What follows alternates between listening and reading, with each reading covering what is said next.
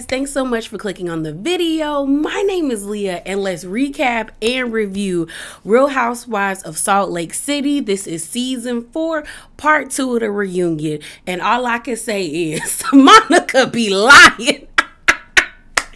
Oh, that lady just be out here lying. So let's get into it. We gonna get a little spicy. Just a little bit. I got 2 spicy topics to talk to y'all about. First things up is Monica, Mama Miss Linda on Twitter losing her mind. The lady has been going off on Twitter. And the second spicy thing we're going to talk about is Tanisha and her interview she did with All About the Truth. So let's get into her mama. Baby. So like they said about Monica's mom being a disaster on Twitter, she decided to hop on Twitter and get her thoughts out. It feels like Linda is pretty much saying that Monica is lying about her on part 2 of the reunion. So let's go through her tweets. So the first round of tweets pop up saying this: everything Monica says about me is a lie or a half truth. I never applied / audition, not for season 4 or any other. I am an award-winning journalist and TV producer. That was the TV job in New York City. News journalist / producer. I already had the job. Reality TV is not my cup of tea. Hashtag RHOLC. Now, with that statement she made on Twitter, she posted a screenshot of a text conversation that she had with Monica. Now, I don't know what app this is from, because it don't look like Android, nor does it look like an iPhone. It's not even giving WhatsApp. Maybe this is from Marco Polo, but I don't know. But it starts off by saying, I don't agree in perpetuity. That was Linda speaking to Monica. Then Linda goes on to say, I know they don't need me. Then Monica responds, and we know this is Monica's responding because it says a affluence Monica. It says, yes, I do. I need you. And then Linda responds to Monica by saying, and I want to be there for you 100%, but I ain't selling my soul. And then Monica responds by saying, we talked about this. We are showing casting our people. We are showing our Portuguese family. So then Linda goes on to say, Monica's broken and anger is misdirected. Her deep-rooted issues are with her biological father, not me. He broke her heart, not me. He was often a no-show when he was supposed to visit. She cried every time. He abandoned us when she was 4. He left for Miami and disappeared. So Linda pretty much saying Monica lying in this part 2 of the reunion, basically saying like when she left her to go to New York that she already had a job. She wasn't really chasing her dreams. Maybe Linda is trying to say that like I left her with that family member so I could create a home for her to come and get her, because it does seem that eventually Monica ended up back with her mom. But I really do feel like Monica only tells us the parts that make her look good and her mom look bad. Now that's not me taking up for Linda, because I do think Linda is horrible to Monica. I really do. But you can see the way Monica acts is the same way her mama acts. Because when they showed that clip of Monica and her mom talking about what happened at Greek Easter, and the way Monica's mom called her a mother effer, and the way she said it and her way her face scrunched up, Monica was doing the same thing to everybody on this part of the reunion, especially to Lisa and Angie. And I was like, yeah, girl, you say your mom is a manipulator and a gaslighter and she's toxic. You are just as manipulative and just as much as a gaslighter and just as toxic with the way you were acting. The audios of you don't make it any better, sis. It really don't. You sound just as crazy as your mama. Just as crazy. But I do kind of slightly agree with Linda saying you can't blame me. It's also you got daddy issues, but I think it all encompasses everything, girl. Linda wasn't a good mom and the daddy wasn't there, so that's how we got Monica. Talk about Tanisha in this interview. So Tanisha did an interview with All About the Truth podcast where she pretty much was spilling the behind the scenes tea about her involvement with reality Von Tees. So I'm gonna play the clip for you guys and then we're gonna discuss. That I was looking at my baby daddies with, because their first Instagram got shut down within like minutes. Or the videos got taken down, something like that. Either the page got shut down or the videos got taken down, something like that. Right. And then they were like, well, we need another burner. And I was like, well, I have this fence that I look at my baby daddy with, and you guys can take that. So they had me change the name on it, whatever. So that's why I was logged into it. And then I logged out. So after I logged out, it was only Monica. Monica changed the passwords. Monica changed everything. Wow. So she's so funny then to be like, oh my God, there were 6 people. Yeah, where's that coming from? I have no idea, but I literally have a whole screenshot of when the other girl who was helping her with the Twitter, deleted the Twitter, and she had to reset the password again. So it was mainly her. My whole thing. It was only her. It was only Monica. She would ask us to help her with captions and stuff like that.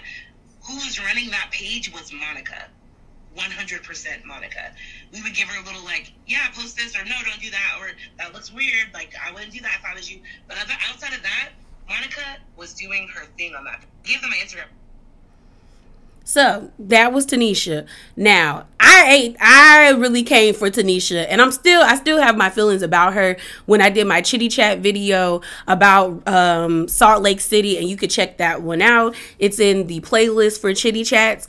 But what I will say is she has pretty much held true to her story. She did do an interview with Josiah at Josiah's World.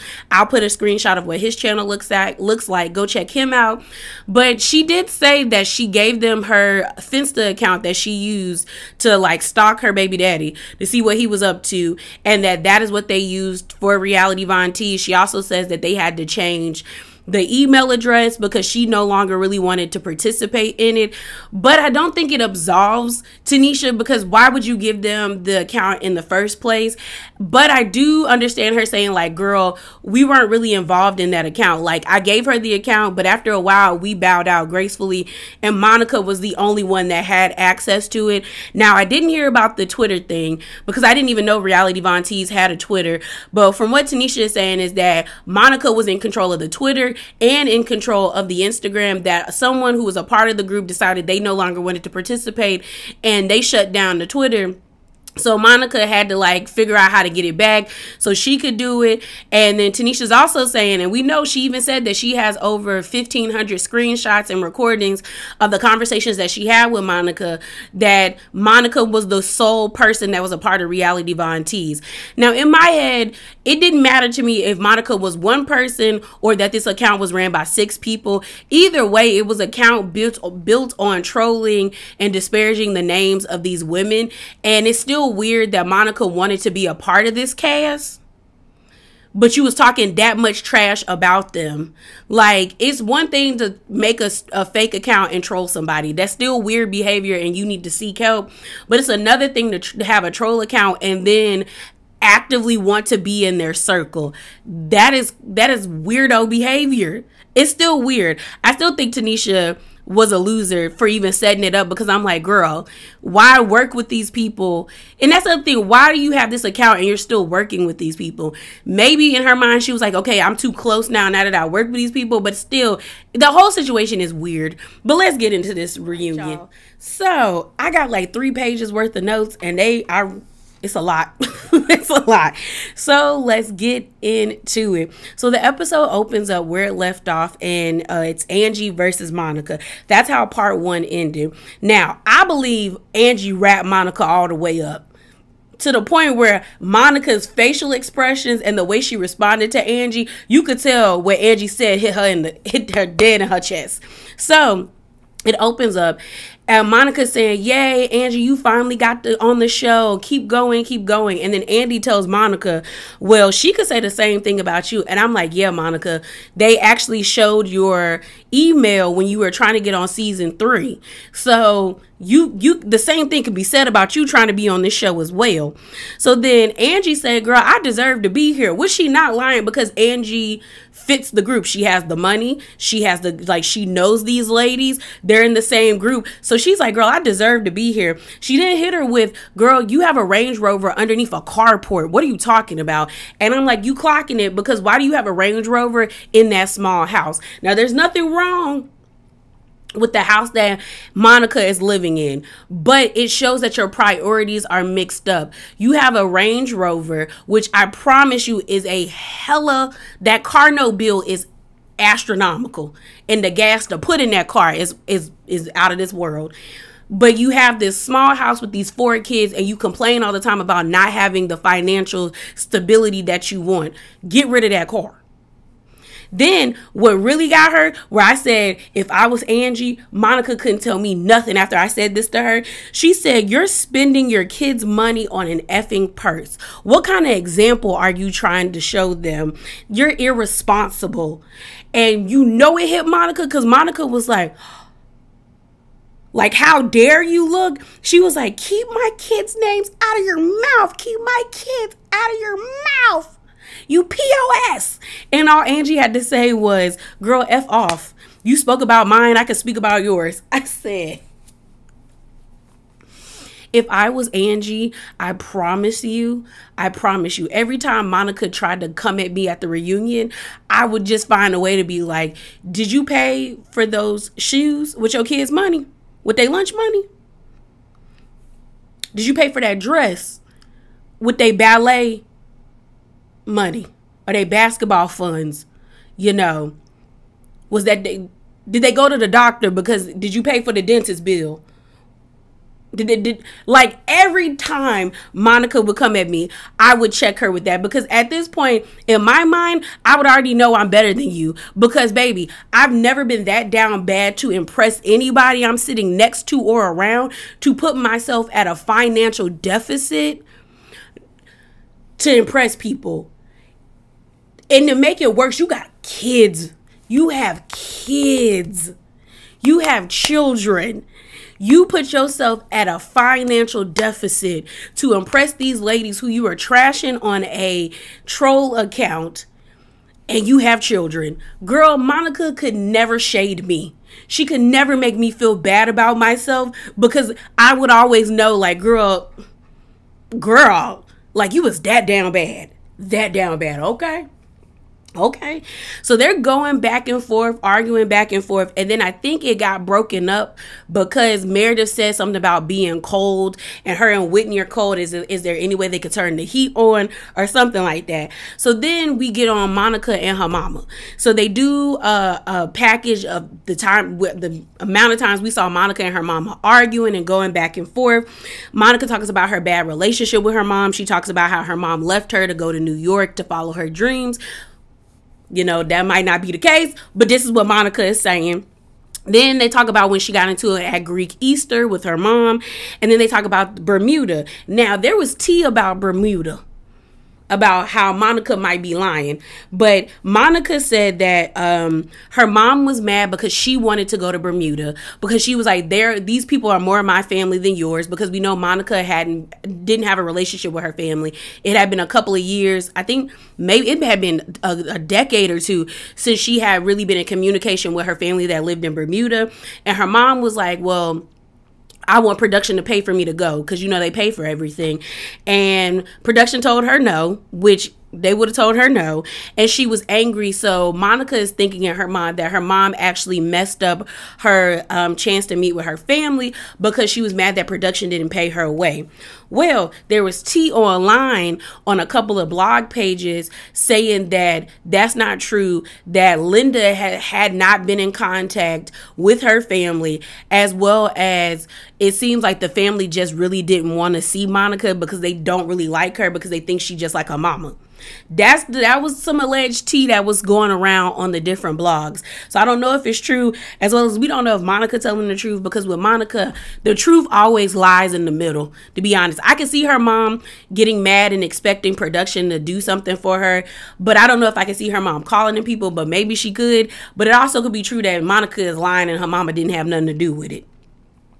So they then get on Lisa, and they were like, I think Andy asked Lisa, now that you see Monica and her mom's relationship, do you think what you said about like your issues with her mom and her relationship beforehand, do you think that you were wrong? Now, what I will say, when they did the flashback of Lisa and Monica arguing, when Monica made the Ted Bundy comment, I actually agreed with Lisa when Lisa was like, girl, you're probably more like your mom than you think.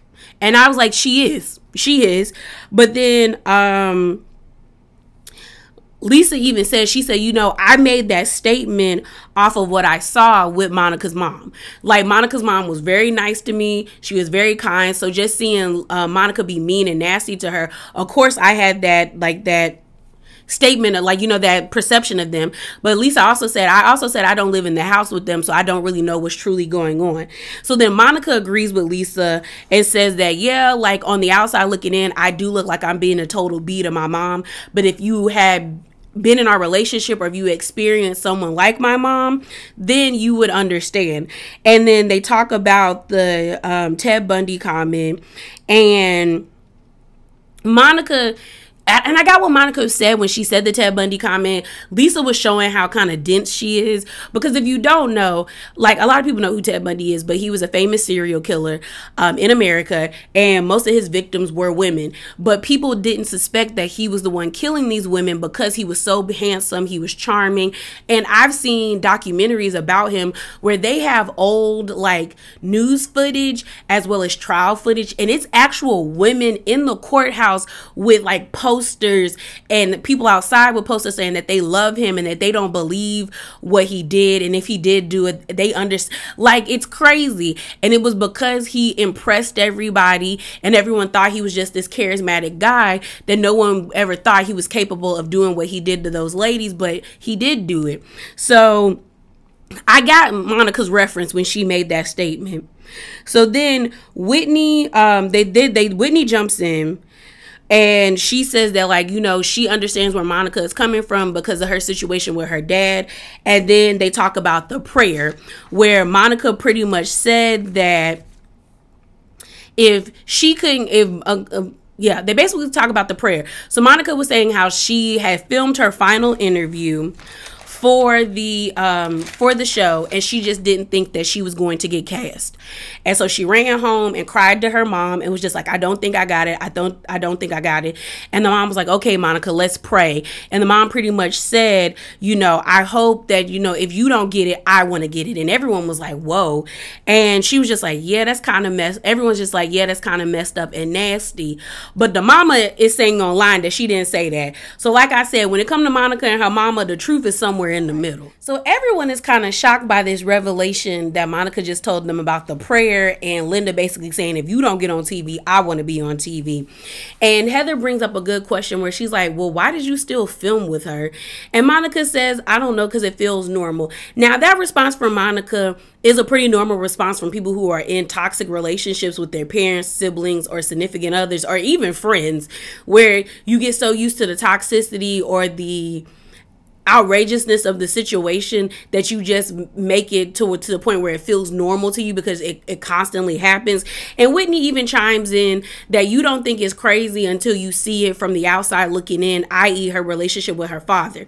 Now, correct me if I'm wrong, Whitney's father does have an issue, like he's an addict, right? Or he deals with substance abuse, correct?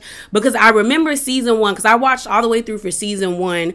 I was in and out for season 2, but then I stopped watching. I couldn't take Jenny Gwynn. And then I briefly was watching clips of season 3, really. But I do think her dad did have issues, like substance abuse issues, because I remember that wig and we was all looking at him like, what's going on, sir? What's going on? But Whitney is basically saying because of the show, she was able to see how manipulative her father was and how messed up their relationship was. So then Andy's like asking the ladies, well, how is your relationship with your families? And she asks Heather. And Heather was like, you know, me and my mom don't really talk. She just messages me on my birthday and on holidays. But she knew once she left the Mormon church that she pretty much signed up for there to be a division in their relationship. Then Whitney says, you know, it's been 16 years since her and her mom really had a conversation. And, you know, we saw her mom in the season at the roller rink party. And she was like, yeah, she's really happy that they have this relationship now. And she said she attributes that because her and her mom had a really honest and hard conversation about Whitney's childhood, as well as Whitney and her dad aren't in a communication anymore. Like, she pretty much cut him off. And so she realized how toxic her dad was. And Andy was like, do you ever think that relationship will get better? And Whitney pretty much says, I'm not really interested in opening up that relationship to him, and he's avoiding me. So that pretty much lets you know that the dad knows that he's doing wrong. And I don't fault Whitney for not wanting to have a relationship with him. Like, if you've tried and tried and tried, and then you come to the conclusion that I've given all I can and I don't want this relationship anymore, I don't think that you should be punished for not moving forward, in my opinion. So then Greek Easter. We talk about Greek Easter.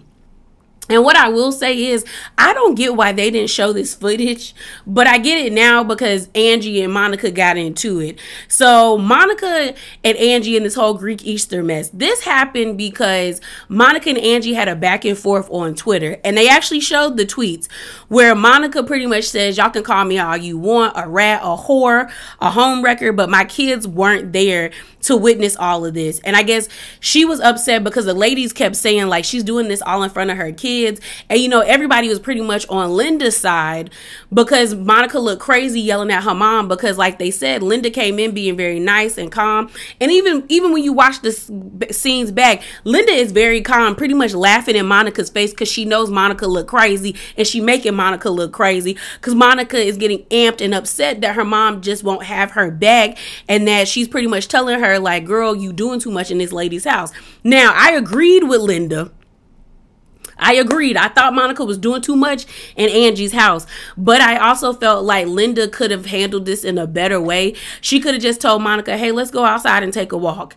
Let's breathe for a minute. Like, are you okay? Let's calm down, instead of just being like, you're acting crazy right now. You're in someone else's. Like, you were pretty much chastising her in front of everybody, and it don't feel good to have your mom siding with the ops. Okay. Like, you supposed to be on my side. Okay. Chastise me in the car when we going home.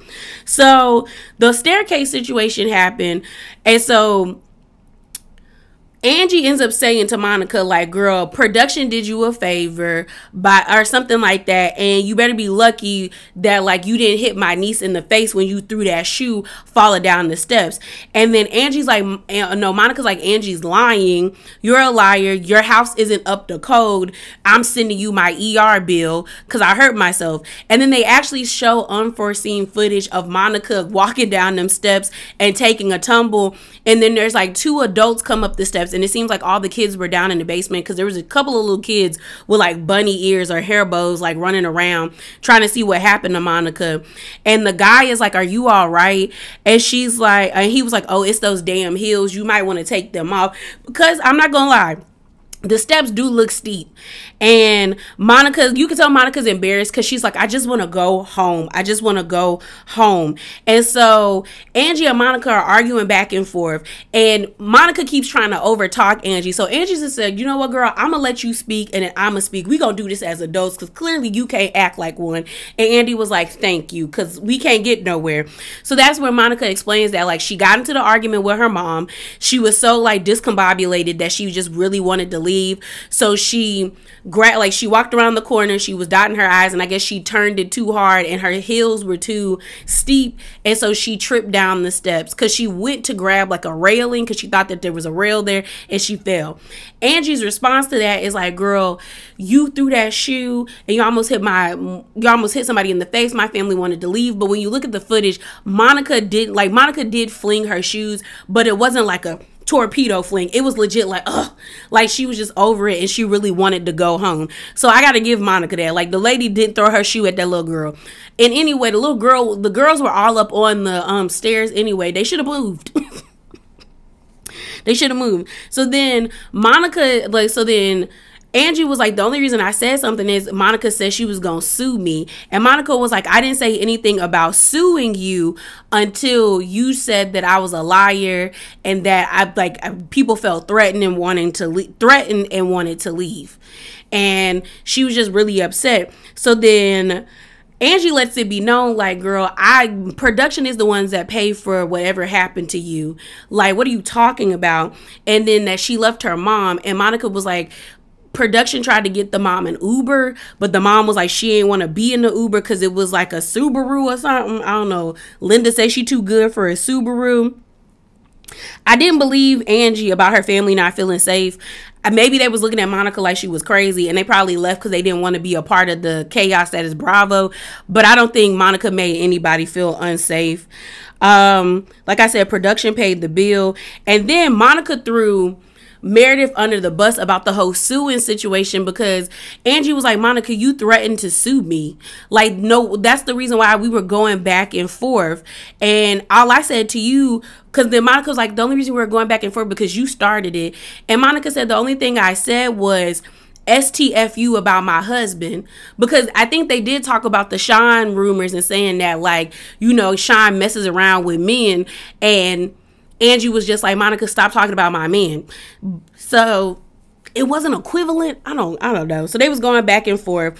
And then, like I said, Monica threw Meredith under the bus, because Monica said the only reason why I said I was going to sue you is because I talked to Meredith. And Meredith pretty much says, oh, okay, if you want her house, we could take her house. And everyone's like, Meredith? And Meredith was like, I didn't say that. Meredith, you did say that, girl. Because the way because then at first you said I didn't say that. And then you said, I said it could be a potential liability. Absolutely. So basically you did tell that girl, like, well, if it's a liability, you could sue her if her house wasn't together. So I believe Meredith said that. But they didn't really harp on Meredith, because they immediately switched to Angie saying, like, Monica, you have so many lawsuits. What are you talking about? You always want to sue people because that's your game. And then Monica was like, no, it's not. And then Heather was like, were you suing me? And Monica was like, I'm counter suing you. And Heather was like, I'm suing you for collections. You have unpaid bills. And then Angie was like, Monica, pay your bills. Pay your effing bills. And Monica was like, no. And I was like, can you use that against her in court? I was wondering, can you use it against somebody in court? Because you admitted that you need to pay your bills. Like, you need to pay them. And you're countersuing, like, you're getting countersued. Or you're countersuing Heather. But Heather said it's for collections. And then when they tell you to pay your bill, you said no. So is that like you admitting that you didn't pay your bill? The next thing we have is the situation, like Lisa and Monica get into it. A viewer's question was, Lisa, do you feel bad for saying nobody wants to be Monica's mom? And Lisa was like, what I said got misconveyed. Monica said to me, stop trying to be my mom, Lisa, or you're not my mom, Lisa. And I said, nobody wants to be your mom, Monica. Monica got offended, and I thought that was weird, because I was like, well, you were the one that brought up moms first. Like, that is a response that somebody would say to anybody. If someone was like, stop being my mom, I would be like, I'm not trying to be. Nobody wants to be your mom. I didn't get why she was so angry by that. So then Lisa said Monica can dish it, but she can't take it, which I slightly don't agree with that. I just think that Monica don't like Lisa, so anything Lisa says to her, she's gonna take it on as something so egregious. So Monica was like, you're saying that I was so horrible to you and all this stuff, but you're sitting next to Angie, and Angie was name calling people all the time. And Lisa was like, and then Angie tried to say that whole trampoline with eyes thing was a compliment. It wasn't. So they start going back and forth. Then Monica kept saying, touchette, touchette, touchette. And everyone's looking at her like, what are you saying? And I was even looking at her like, what is touchette? What is touchette? And then I looked at the captions. I was like, is she trying to say touche? And that's when Heather was like, are you trying to say touche? And she was like, whatever, yeah. And I was like, yeah, girl. They then argue about the 1%. None of them are 1%. I agree with Monica. Like, 1% is like Bill Gates, Jeff Bezos, Beyonce and Jay-Z combined, Rihanna with Fenty Beauty. Like, none of them is the 1%. The 1% was the men that went into that submarine earlier in the year. Like, some girl did the math of how much they spent on that compared to like regular people, and what they spent to get onto that submarine was equivalent to us going to buy like a coffee at like Dunkin' Donuts or something, or Starbucks. So that's the 1%. That's the 1%. So then Heather and Monica get into it, because Heather was trying to help Lisa, because Lisa kept saying, I'm going to get real clear with you, Monica. I'm going to get real clear with you, Monica. You call me, like, the thing about Monica and Lisa, Lisa's not quick. She's not quick. She gets flustered really quickly when she's arguing with people that argue the way Monica argues, because Monica overtalks and she's very like, and Lisa is trying to like compose herself and get to what she was trying to say, and it kept messing her up. So Heather jumps in, and Monica's whole thing is like, Heather, I don't even know why you don't like me. And Heather was like, You don't know why I don't like you? And I'm like, yeah, Monica. So then another viewer's question was like, what did Lisa mean by me and Monica was dealt with the same cards? And I was even like, yeah, Lisa, what did you mean by that? Unless your mama is crazy like Linda and your daddy left you, y'all were not dealt with the same cards. And then Lisa was like, well, Monica kept saying, you'll see, you'll see. And I'm just a positive person. And I'm like, you get those cards that you're dealt with and you got to keep going. And then Andy was like, well, you do see that her mama, you do see how their relationship is. And Lisa was like, yes. So they moved on because Lisa brought up about how nasty Monica was to her and how Monica called her husband a penis head. And Monica was like, what? But I think Monica did call him that. But then Angie was like, you be saying things about people, but then you said you wanted to have sex with her husband. So what are we talking about, Monica? And I was like, yeah, you're right. What are y'all talking about? So then they talk about why Monica has so many different aliases. And so Andy's like, so Monica Fowler is your maiden name? And she's like, no, Monica Darnell is her maiden name. Monica Fowler was her married name. And then Andy is like, where does Delgado come into this?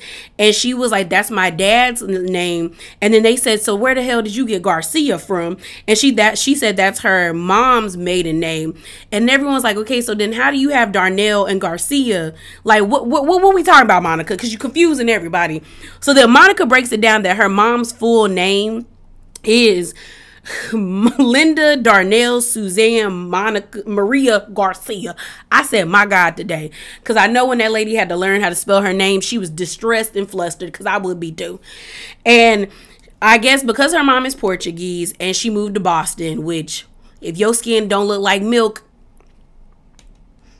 they just gonna come at you up in Boston. We not gonna act like Boston ain't racist. So Monica says that her mom was, accosted. People were calling her racial slurs in school. So when she got old enough, she cut her name at the Darnell part. So she was just going by Linda Darnell. And she's like, Monica said, I also wanted to be a family. So I wanted to use my dad's name as a connection to him. And then she was like, legally, I've only used 3 of those names. So I guess the only name she hasn't used is possibly Darnell or either Delgado. No, I think it's Darnell. Delgado. I think she hasn't used Delgado, but we've seen her use Garcia. We've seen her use Fowler in that email. And I guess they knew her maiden name was Darnell in her divorce proceedings. And so Monica was just like, yeah, my mom was really struggling. And it sucks. It sucks that she felt that she was so hurt by the way people treated her that her mama decided to cut her name in half and stuff like that. And we know a lot of immigrants do that, which is messed up because you shouldn't have to assimilate in that way, but we know it's common. So then Monica says that people have accused her of using the Garcia in her name to be more Latin, and she was looking at Lisa when she said it. So Lisa said, why, who said that, and why you looking at me?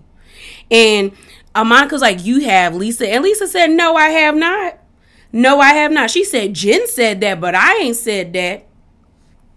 And the funny thing is, y'all, a little tea is that on some of the message boards and blog sites about Salt Lake City, that it was rumored that Monica did change her last name to Garcia to come off, allegedly, more Latin. That she was initially just going by her Darnell and maiden name or Fowler, and that when she got closer to the show, she added Garcia to spice it up. And I could see that. And the only reason why I said I could see that, even though this is alleged, is because in that email, she didn't sign it as Monica Fowler or Monica. She signed the email as Monica Fowler or Monica F. She didn't sign it as Monica G or Monica Garcia. And they were also saying that Monica on her Instagram page before she really got into the show wasn't really very vocal about her heritage, and that she was kind of putting on for the show. I could see that. I ain't gonna lie. I could see that. So Jack's mission. Honestly, I didn't really even care about this storyline in the actual show. But honestly, I don't even think Jack wanted to go on his mission, because they said he actually sent in his passport photo of him shirtless. That didn't make sense to me. Because what? And they're like, oh, he's in California brushing up on his Spanish and surfing and all this stuff. Jack wanted to be in California because there's no way you went onto the passport website, the government website, saw how much money you had to spend on your passport for you then to send in a photo when they show you multiple examples of the type of photos you can take and can't take. He did that on purpose. They then talk about how I guess he will be going to Colombia while they're filming right now, and he sent Lisa a nice message. A viewer question was like, don't you think it's a red flag that he's not allowed to speak to you? And I was like, that is a red flag, because why is your child going to be out of your sight for 2 years and you're not able to speak to them, and they're between the ages of like 18 and 20? That don't make sense to me. Don't make sense to me.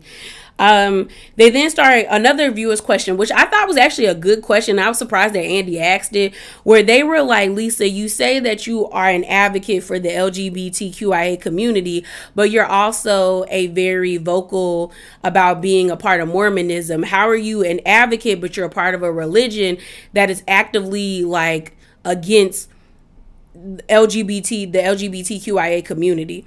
And Lisa says, you know, that nothing in the teachings say that there's something wrong with people, like being gay is wrong, or that gay people aren't allowed to be a part of the Mormon faith. And then Lisa says something about bridging the gap between Mormons and the gay community. And then she also, but I will give her this, she also said that all religions have said disparaging things about the gay community and haven't been not so nice to them. And I was like, she not lying there. So it was like a catch, you know. Yeah, I mean, it was a good question, and she kind of handled it pretty well, pretty well. But like, that's not saying much, because I was just like, what you gonna say, Lisa? Because that's a good question. That is a good question. They then asked her how she gonna feel if her son comes back as more of an Orthodox Mormon versus her non-Orthodox, the way she practiced Mormonism. And she was like, no, I don't think he's going to judge us. I think he's going to be better. And she also said he's a lot different. He seems a lot more grateful and has a lot more gratitude now that he's actually gearing up to like leave his family.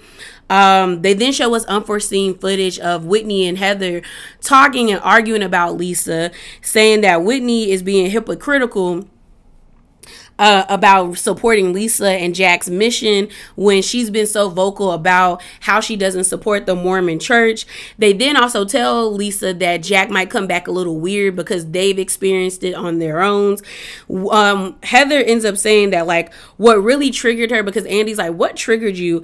Is just like she has her own misgivings about how she participated in her mission trip and what it did to her and how she affected the people that she spoke to.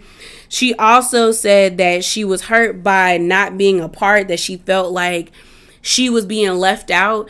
But then Lisa rebuttal was like, we weren't even in a good place, so why would I bring you around? And also she felt like she was doing the right thing because she knows that Heather doesn't really support the Mormon faith. She's actually a very vocal she has very vocal critiques about the Mormon religion. And Whitney just wanted Heather to apologize for calling her a hypocrite. And then I think Heather ends up saying that she has like deep regrets about being a part of the faith. And then they start talking about being able to compartmentalize, like, you know, supporting your friend versus like not supporting them in their faith, which I thought was weird because it always, like, they can do that. That's the thing. Like, and we about to get real.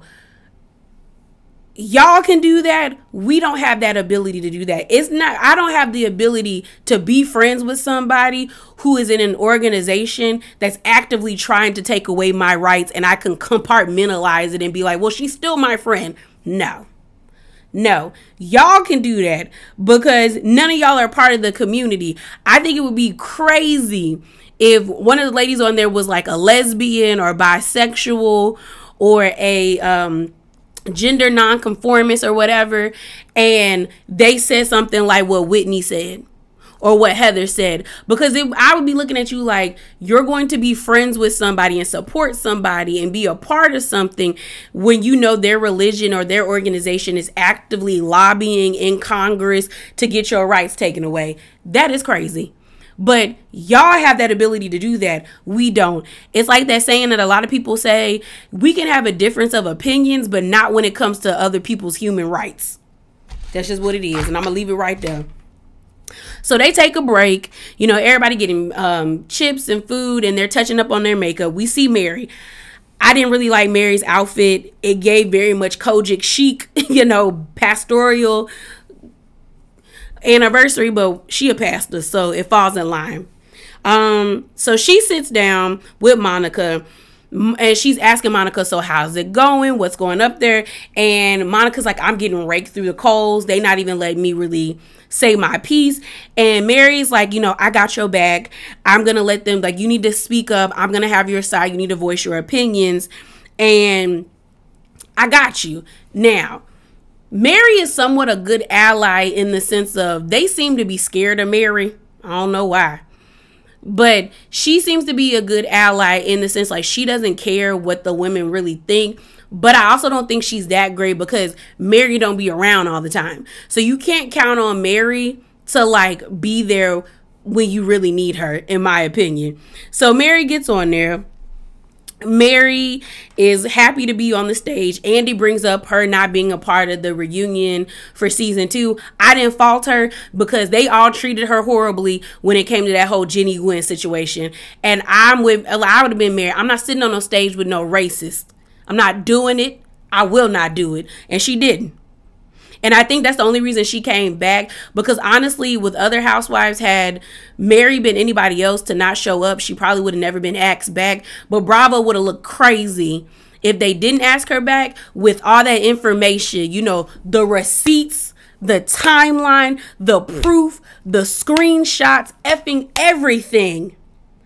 Everything of how Jenny Gwen was on her Facebook and her Instagram cutting up, showing how nasty of a person and an individual she is. So they had to give Mary one. So they asked Mary, like, who does she like? Even though at first, I don't know how Angie did it, because Mary was coming at Angie, and Angie got Mary when she was like, your teeth. And Mary had to be like, because she had makeup on her teeth. I said, see, you coming out here being nasty to this lady, and she trying to help you out. Now, I know Angie is annoying, but calm down, Mary. So Andy asked the girls, do they think they needed Mary? Because Mary was on Watch What Happens Live, and she said she came back to help the show. Heather said, yeah, we needed Mary. And everyone else was like, yeah, she's fun, she's cool. And that's when Mary said, Angie, you weren't even here. And then Andy was like, she was being nice to you. And she was like, oh. I was like, yeah, Mary, chill out. Chill out. So then he asked her, like, who do you like? She said Angie. Meredith's like, I love you, Mary. Ugh. And then Monica. And she said she liked Angie because Angie is the one that can take what she can dish out to her. And Heather was like, you don't like me? And then Mary's whole thing is like, she spoke negatively about her house. Girl, first of all, Mary's house is ugly. It's gaudy. It don't make sense. It does give Dr. Seuss. And for you to be that angry about someone speaking about your house, like they said, when you call that lady inbred, what are you talking about? What are you talking about? So they asked Mary, like, why is that so, like, why, like, what do you think is worse, being called inbred versus the house comments? And Mary was like, it's like, you know, it's like the house comments. Don't be phony in my house. And I was like, she said there were different elements about your house that she liked. And even if she didn't like your house, you was that upset and offended. They then asked her why she didn't like Angie, and she said she thought Angie was Jen Shaw when she first saw her. And then Angie is very like touchy-feely, and Mary was getting tired of her touching her, and they even showed, and Angie had to stop herself from touching Mary because she was like, yeah, I am a touchy person, but I'm gonna get that under check. So then Andy says, you know, Mary, you know, you say everything face to face to people. And she was like, yeah, I do. But Andy was like, but you also can say some really mean things to people's faces. And she was like, but I say it to their face. And I said, just because you say it to their face doesn't mean that it's not, it's okay.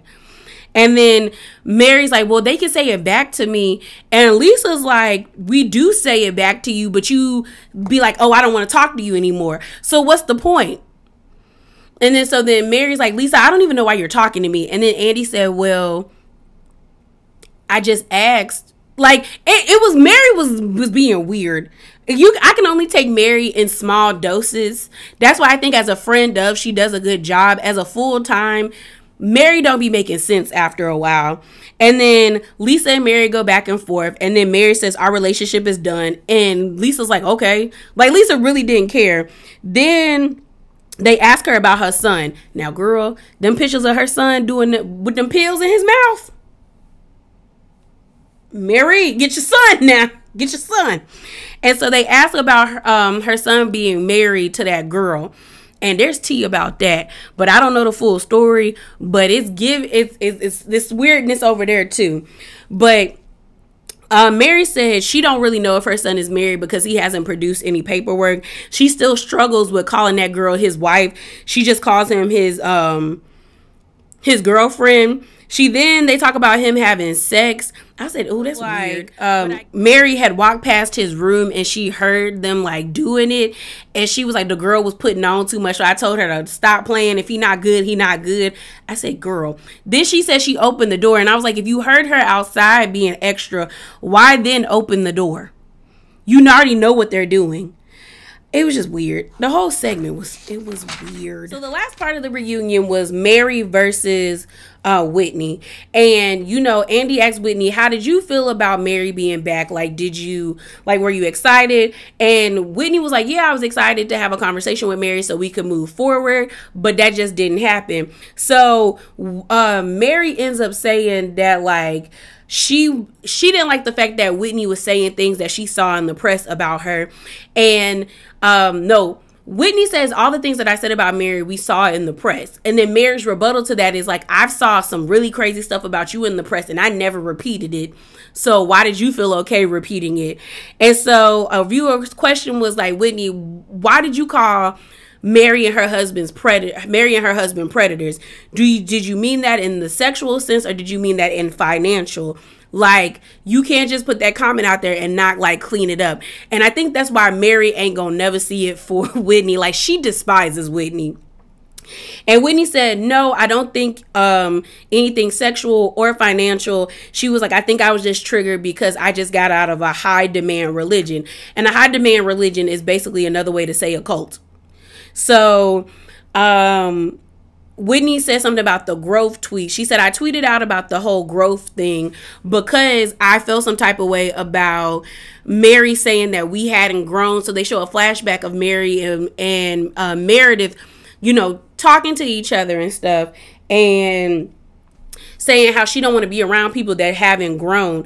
And Whitney was like, I spent a whole bunch of money in therapy and all of this stuff. And to see somebody say we haven't grown, I just didn't think that was fair. And Mary had a good response. She said, so you think getting on Twitter and lashing out is growth? But then Whitney's response was like, you said stuff about us on Twitter too. You called me a racist. And Mary's like, well, I think you racist. And I said, girl.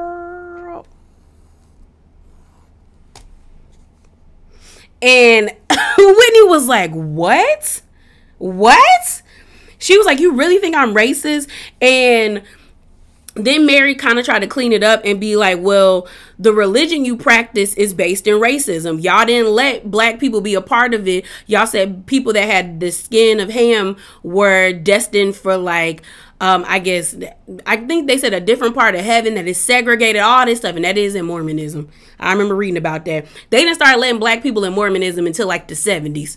So Heather ends up saying like, yeah, Mormonism is rooted in racism. You got Lisa being like, as someone who's Mormon, a practicing Mormon, can I speak? And I'm like, no, because we know you don't even go to church like that, sis. You like, so be quiet. Be quiet. So then Mary ends up saying like, it's the religion, like y'all, that's what y'all were in. And then Whitney was like, well, yeah, I've been doing a lot of work to unlearn it. She's like, also, I know I have white privilege, which I was like, okay, Whitney. And then Mary said, okay, keep talking, Whitney. And I guess Whitney thought Mary was trying to like come at her, but then Mary cleaned it up and was like, no, I'm saying that what you're saying is actually very much correct. And you're saying the right things. And then I mean, Whitney was smart to ask Mary, have I done anything personally to you or said anything personally to you for you to think that I'm racist? Like I did it. And Mary said no.